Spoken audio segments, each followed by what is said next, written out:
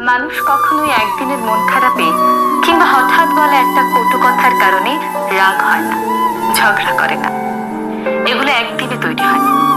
দিনের পর দিন ছোট ছোট কষ্ট, অবহেলা, অপমান, কটু কথা, উপেক্ষা সবই ধীরে ধীরে জমা হতে থাকে।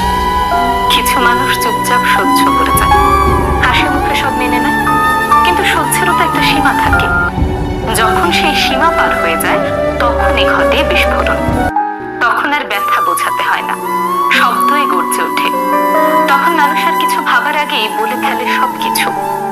সে হয়তো চুপ থেকেছে সম্পর্কটা টিকিয়ে রাখতে, কিন্তু একদিন হঠাৎ সে চিৎকার করে কাঁদতে কাঁদতে বলে ফেলে, আমি কি মানুষ না? আমারও তো অনুভূতি আছে। লোকে তখন ভাবে, এ একটা কথায় এত রাগ কেন? কিন্তু তারা জানে না, ওই এক কথার পেছনে আছে শত শত না বলা কথা, অগণিত সহ্য। কাউকে হঠাৎ বদলে যেতে দেখলে ভেবে দেখো, তুমি হয়তো বহুদিন ধরে বদলে যাচ্ছিলে। সে শুধু সহ্য করছিল।